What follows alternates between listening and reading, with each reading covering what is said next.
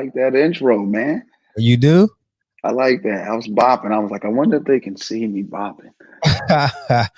Good afternoon, Torrance Reed. How you- I'm good, man. I'm good. I'm in good health. And nowadays, that's a lot, Yeah, right? tell me about it, brother. Tell me about it. Hmm. It's Christmas Eve, and it's funny because my family, they just left a little while ago to go to this outdoor service or whatever, Right. and my daughter asked me how could I schedule a a podcast or a live stream while they were going to church, and she was like, "You need to cancel it," and I'm Right. I was like, I'm not going anywhere. Yeah, I'm like, I can't do that. So they had like this drive up service or whatever, and Nice. so I'm missing out on that. I think the family will be fine, but yeah, thank you for joining today. Oh, yeah. No problem, man. We're not doing too much in my house. We ain't going too many places. So, even though it's the holidays, I'm in the house. I got Right. you. So everybody, Hmm. thanks for joining us today. And so, Torrance, we rebranded this thing. I've been going live. Wow, about 40 weeks or so now. Like I don't know, Hmm. since March. And so we call it Lending with Purpose, the podcast. And so Nice. what we're doing with this is, I'm having conversations with my clients and my friends because everyone knows that I'm in the mortgage space and, real estate finance. And Right. so what we're doing is creating, introductions to various forms of information, professionals, resources, that we use. Number one. So also folks that things that we look for that we never knew existed Right. or also want to learn about. And so I've had the privilege of working with you and a few other guys on the project that we have that's launching pretty soon here and getting to know you. And we have been talking about, uh, some of the endeavors that you're in. And one Right. of them, the thing that struck me that I really liked about the activities that you're involved is the HBCU Realty, Right. right? And so basically what you're doing with that and the mission behind it is rebuilding and stabilizing communities around historically black colleges and universities. So that's what HBCU means for everybody that's listening. And so the way Torrance that you're doing that is through, technology and group economics. So before we get into that and I start asking you questions about it, can you tell us, because you'll do a better job at introducing yourself than I, can you tell us who you are and what you do? Sure. I'm Torrance Reed. I'm the founder of many things, co-founder of many things. And all for humility's sake, I'll try not to run through them. Right. Most of them are on my website, which is just torrancereed.com. Um, but I build things. I build things so that people can help themselves. I build things so that communities can transform themselves. Right. Um, and I've been in many spaces: the entrepreneurship space, the real estate space, the financial literacy space, and uh, many of those spaces involve trying to get people to engage in activities that can help them get to the next level, right? Whether they're investing or they're in wealth or they're trying to launch a startup. And so, in those pursuits, uh, wealth is usually an underlying topic, right? Right. Um, and so up comes real estate, right? Whether I'm traveling the country talking to high school students or me and my friends are talking about things that we want to build, right? Real estate is for me at the core of it. It's at the core of many things I do now. It's at the core of the things that I want to do in the future, right? It's at the convergence of a lot of things that I love, a lot of the ways that I generate revenue. Just uh, I'm not real deep into real estate, right? Like I'm not a contractor or an investor, right, or anything like that. But I love the idea of what real estate can do for me and my family in the future, and all of the things I want to accomplish now. So, in traveling the country, talking to anywhere from 20 to 30,000 HBCU students and PWI students at about 20 different institutions, uh, real estate comes up a lot, right? Um, Real estate is the actual application of many things that are the foundation of financial literacy, right? You walk people down a credit path. You teach them how to capitalize on their positive cash flow that they've either found through analysis or they now either have by paying down credit, right? Right. Paying down debt. Mhm. And so then the next thing you do is invest, right? And then ultimately in our society, right, and in our economic structure of things, buying a house means you made it or you did it or you were able to accomplish everything that everyone has been teaching you, right? Um, and so what I found was several things. One, that no one is bringing the idea of real estate down to the mindset of 18-year-olds, right? And everyone could say they're college students, so they don't have money, but a lot of them have refund checks, right? And a lot of them waste those checks. Now, whether they should get them or not, I'm pretty sure you've had a guest or a conversation about that, right? That's a separate thing. But the idea of real estate, One though. say what? Recipient of several of those though. Right. Um, the idea of what you can do with that money is never introduced to you at that mindset, right? Like in our society, the idea of real estate is something you do like when you finally get 30 years old, or you finally settle down, or you finally tried all these things in life, right? Like now I'm gonna get a house, right? Like imagine if while you were in college, right, you were able to generate income and you could invest in the house that you lived in and still owned when you graduated. Like no one ever introduced that concept to you, right? And then the other side of it is uh, people are coming in and buying up our neighborhoods and we don't own them anymore, right? Basically, every HBCU in the country has a need for more housing. Usually, when these houses or these neighborhoods are dilapidated or worn down, that's an invitation for unsavory characters to come into the neighborhood, right? And then the other thing is the students are allowed to utilize the skill sets that they want to acquire, right? Imagine the electrical engineering students actually being part of the panels being installed in a rehabbed house, Right. right? So for me, I just wanted a way to fuse all these things together. But I'm also a real estate investor myself. So um, when you build in things, you have to find the convergence of what you love and how you can help other people. Got it. Right. Got it. So let me stop you there. So let's go on with the students first, right? And then we'll get Right. to the real estate investment piece because obviously that passion is a part of the reason why you're doing it, right? Right. But it also sounds to me um the very best way or one of the best ways to rebuild the communities is to involve the communities, which would be the school as well Right. as the exterior, the outside as well, and have the both, kind of collaborate to finish this particular goal. So talk to me more about the student involvement and how that you feel that should work So, or how you're even making it work right now. well, like I never understood how an agricultural university hires external groundskeepers, right? Like, why don't the students keep?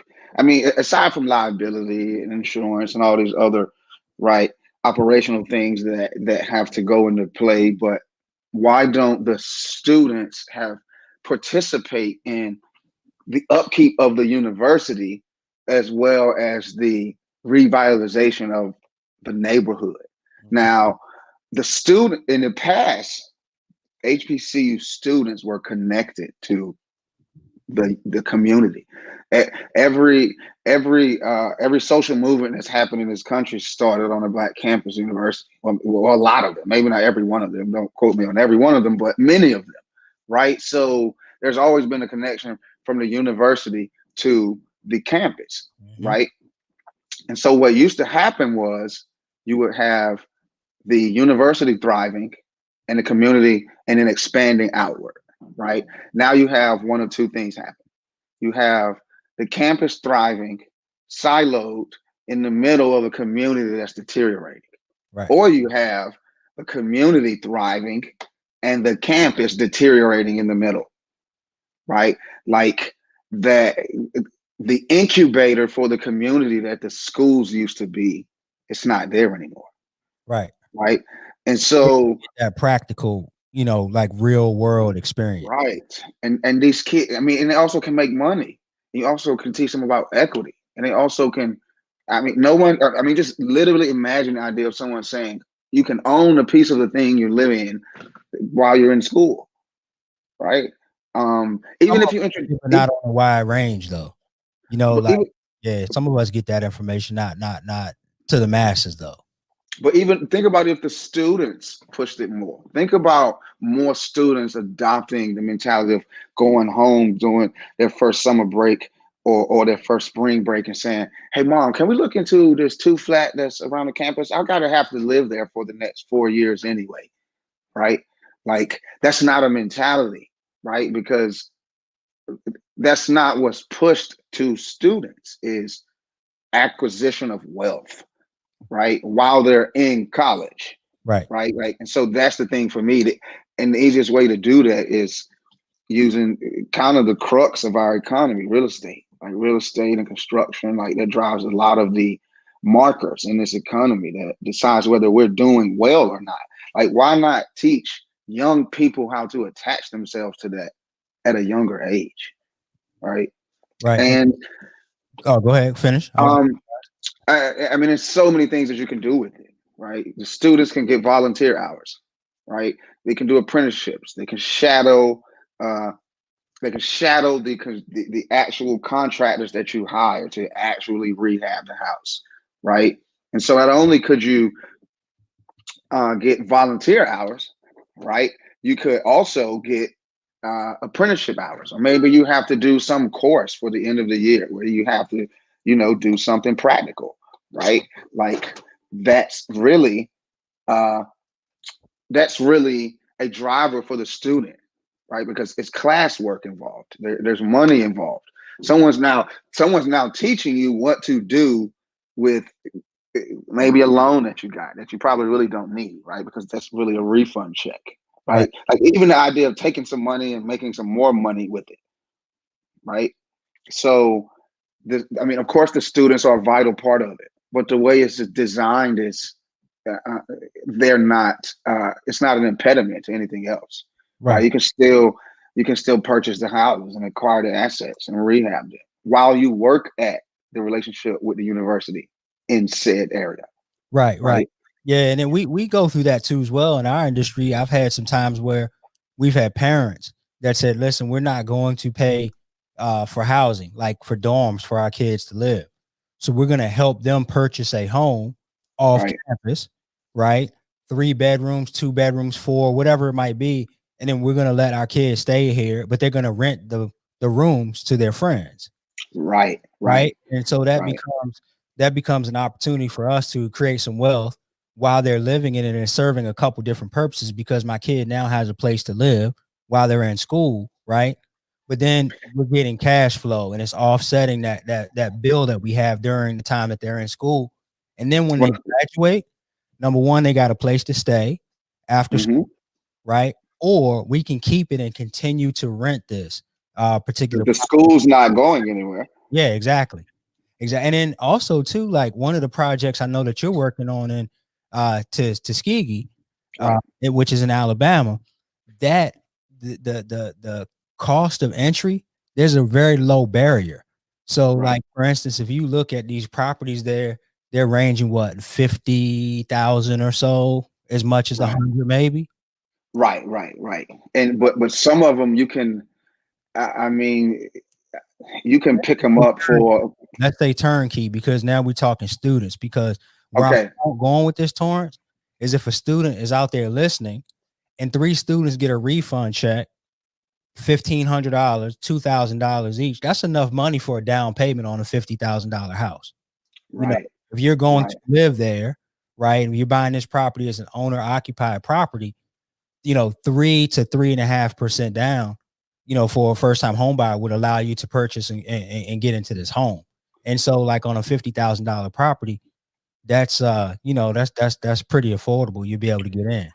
Well, see, it's twofold because nothing changes monetarily until the paradigm shift happens mentally. Right. So once you start involving the kid in or the young adult at that point, right? Once you start involving them in paperwork and cash flow and accounts and and and taxes and all the things that it's going to take to manage that house, right? Like that changes their whole mindset of generating cash while they're in school, right?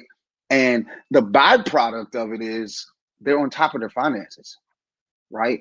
Because sadly, there's a large number of students that graduate school every year, and they still don't know anything about money. They still don't know its relation to real life, and they still don't know how to generate a dollar. Most of them don't understand that they was in the red for 4 years. Right. They don't understand they're in the red from day one. You walk out of the financial aid office, you just signed a promissory note. You haven't even lived another moment of life. You already owe somebody some money in 4 years, right? Like those thoughts aren't drilled down, because then what you can do for 4 years is have them mentally pull themselves back up. Like, okay, because we would go to the universities and we did an exercise, right? And I would have the students actually calculate, like, what is your cash flow, right? And we use mobile apps and websites, and some of them wrote it down, right?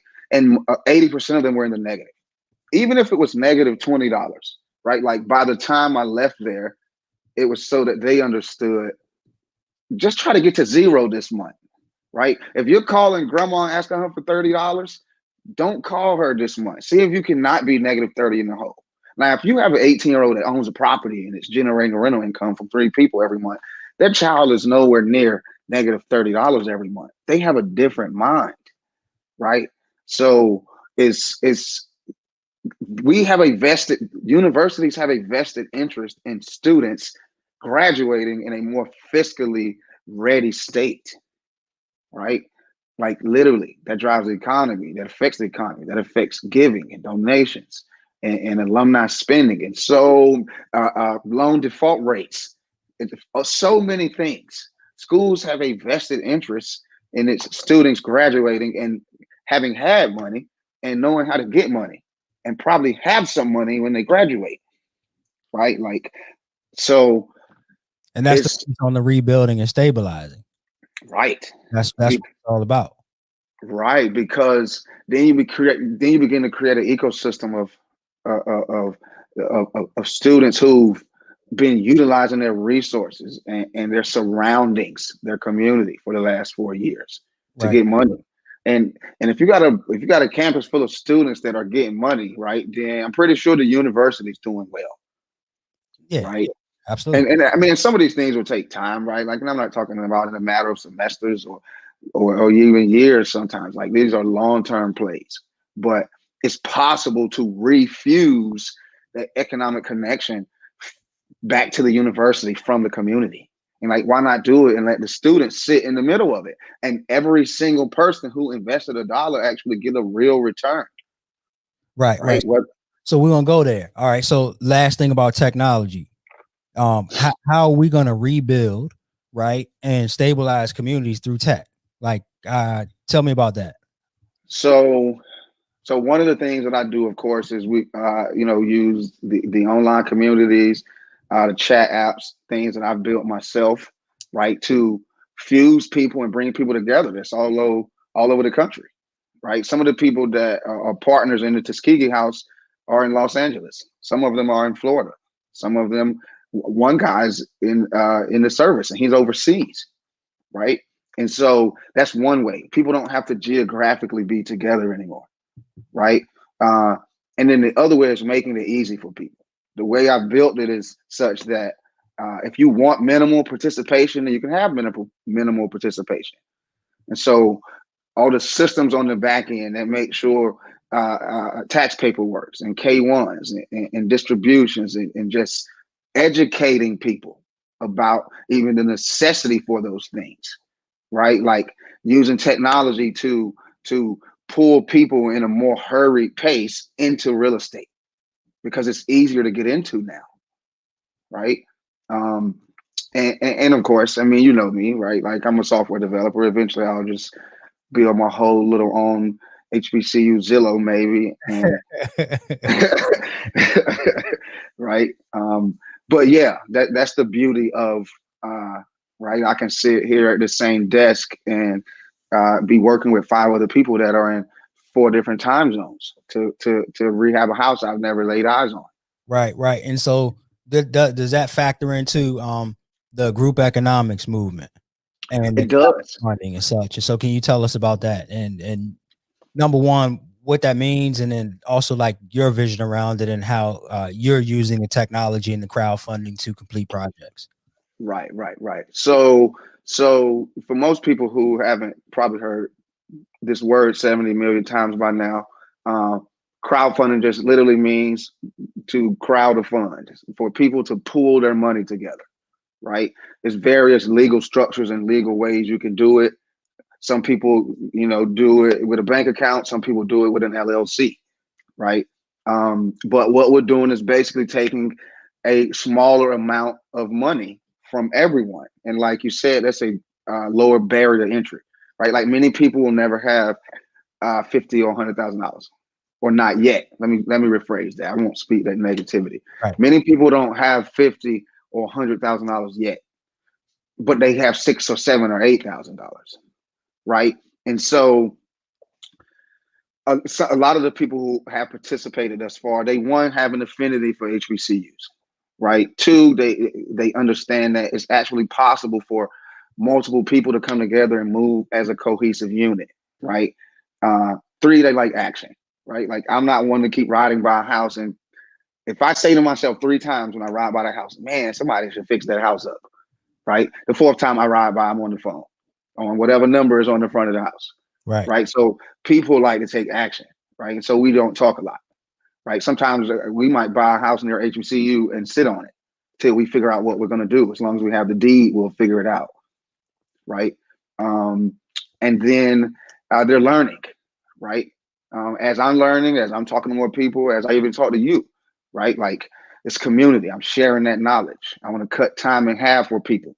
So not only am I leading the projects, I got to make sure that the people involved are educated about what they're sending me money for. Right. So I just want it to be beneficial from any angle that you look at it, no matter who you are. Right. And I want 100 doors around 25 schools. Like that's my goal. 100 doors, 25 schools in 10 years. Okay. Okay. So tell us, let's wrap up with this piece. Tell us about your Tuskegee project. Sure. So we are working with a dope group out of Tuskegee. They're actually called Rebuild Tuskegee. So they do essentially the same thing, rebuild houses around in the Tuskegee area, right? So we partnered with them to actually rebuild a house that we collectively purchased. I have partners who have collectively purchased it with me. We are collectively funding the rehab, and we're actively still looking, for a partner or two, maybe, depending upon the terms and the numbers. Right? We're about, I want to say, maybe 40% done. Right? And you only place percentages on things with rehab when you can look at it. Right? I would anticipate it maybe would be done for the summer. Right? But it's 5 minutes from the university. Right? So I don't anticipate having any problems finding a tenant. Right?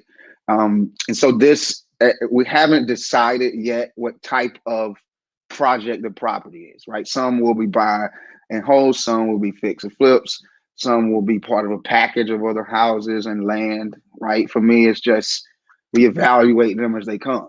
Right? And of course, we want to get the most bang in sometimes the shortest amount of time. Right? With the least amount of money. Right? Like anything else. Right? But I'm excited. I haven't been to see the house yet, right? The general contractor, they make sure that they keep us updated, like using technology, right? Periodically, individuals on my team that live in the vicinity will go physically look at the house. When it's done, we're going to go down there and do a whole ribbon cutting and just make it a dope experience, right? But because of COVID, I haven't actually physically seen the house yet. But it's cool. I'll see it. I'll see it eventually, right? Right. Yeah. You said as long Yeah. as they keep doing your FaceTimes and sending you pictures, and there's still a structure and walls and everything like 2x4 up, you feel Yeah, yeah, yeah. They're really socially active. So like if you want to follow along with what they're doing, like they share at each phase, right? Like, Monday, here's no roof on this room. Like, on Friday, hey, here's a roof, right? So uh not only do I get to see, right, like everyone gets to see what's going on with the house. How'd you Right. find that property? Um If it's a secret, don't worry about it. You don't have to tell us, but like really, oh, excuse me. No, so throughout the years, we've had a lot of events, and because of other HBCU related platforms that I either have or am a part of, right, like that have basically millions of engagements and views a month and all these things, right? They're very socially active platforms. So many people either DM us or email me and say, hey, I found this. Uh, hey, I found this near Tennessee State. Are you guys in Tennessee State yet? Right. So oftentimes people reach out to me with the property because those people want to get involved. Um, they might see something that they know that they could be into, but they also maybe already want some existing structure behind it. Right. Um, and it's just a journey, man. I'm just going through it and sharing it in real time. right. Right.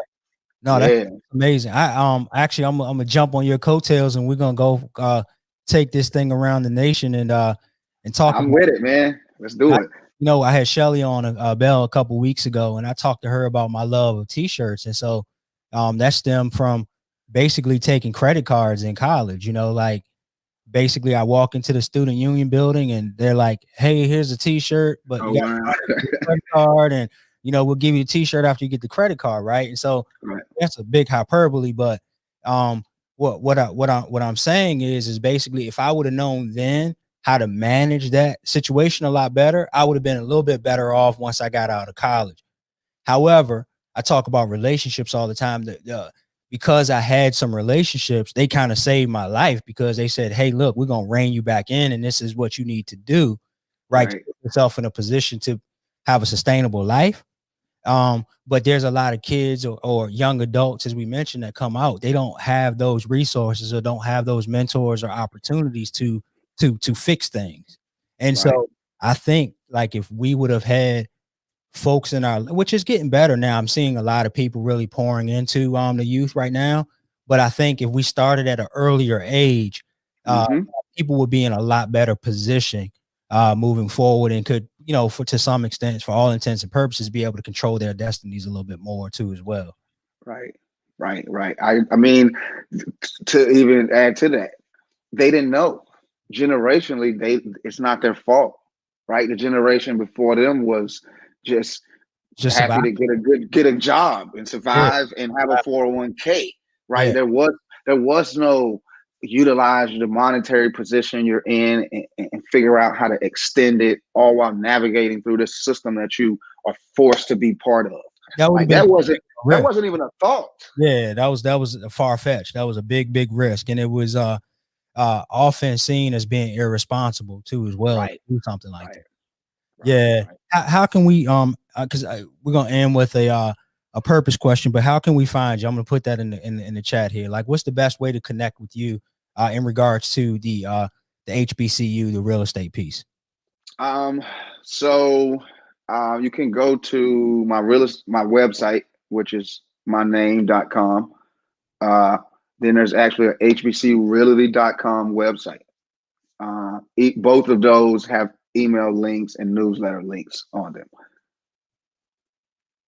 Got it. So torrancereed.com and hbcurealty.com. Yep. Hang on, HBCU. Have some help doing this, but as you know, it's Christmas Eve, so Right. It's cool. It's cool. You're a techie. You got it. Yeah, I thank you for coming on today. This has been I cool. appreciate it, man. Hey, you know me, man. I'll talk about this all day long.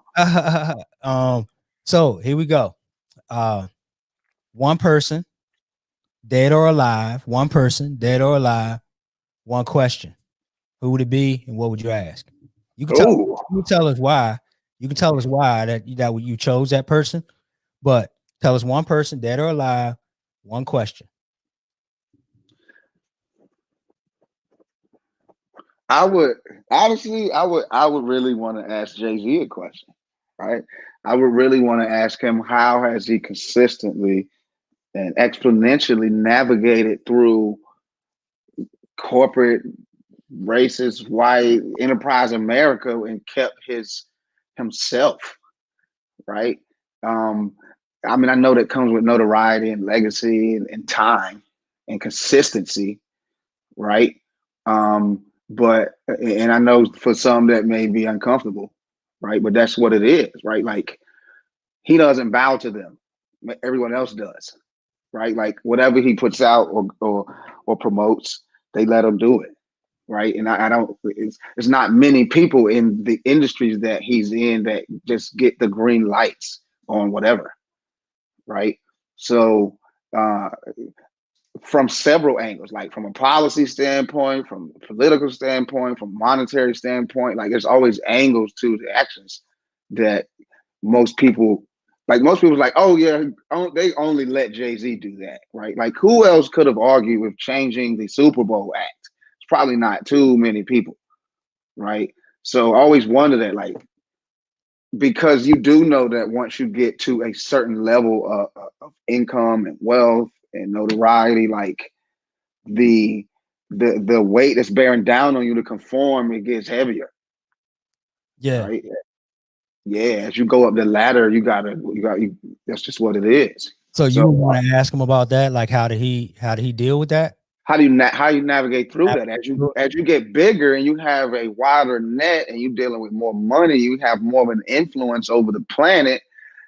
How do you kind of get to do things, but they don't let anybody else do things? Right. No, that's a great question. I ask this question every week. So, those of you that are listening, if you're gonna be on our show, be prepared to answer that question. And because like this actually, Torrance, this part is my favorite piece of the Right. entire conversation is, typically when I speak, I'll open up with that sort of an icebreaker. But I look forward to, I heard everything you said, I promise you. I But know you did. if we can fast forward it 30 minutes for me to ask you that question, that's my favorite part because it really talks about people's mindset too as well. But it also helps others to understand things that you've been thinking because like I've been asking this question and so far no one said Jay-Z yet. But I often wonder when I'm listening to his music, right? I think about like everybody that listens to Jay-Z's music and follows Jay-Z. He's saying some really controversial stuff in his music, right? And it's great and it's a lesson. But however, he's able to remain authentic, completely authentic as far as what we can tell, right?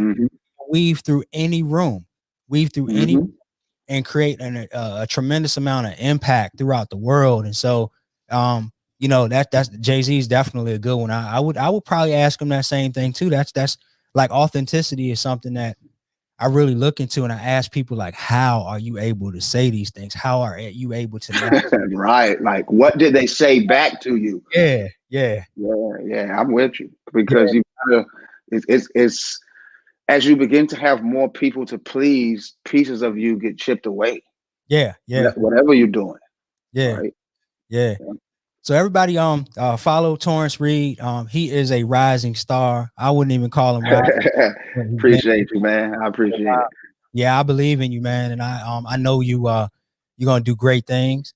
But and we have something that we're working on that's gonna be I can't wait. right. This is exciting, right? I can't wait. And so we launched that in the next few weeks here. Right, like next week. Like 10 days. Actually. Not 2 weeks. I'm counting down. Okay, all right. We're gonna launch that, and it's gonna be really amazing. And I can't wait to get everybody involved and on board with it. And let's just keep in touch. And if anybody wants to talk real estate, just reach out to us. And again, I know, so whether you celebrate Christmas or not, like Merry Christmas to those that do, happy holidays, and on the other side as well. And then just everyone, just try to remain as safe and as healthy as you possibly can. And like I say every week, if there's anything that we can do to help you in any way, resources, like I mentioned before, there are resources that you didn't even know that existed and that you might want to learn more about. That's why we have this mission, and that's why it's called Lending with Purpose. So again, I'm not abandoning mortgages. I still do mortgages. That's bread and butter, and we can talk mortgages all day long, but it would be such a shame to have built all these relationships over the years and not be able to share that network with you. And so that's really part of the why. Torrance, I ask you to hang on for one quick second after we end the live, and yeah, everybody have a great one, and we'll see you next week.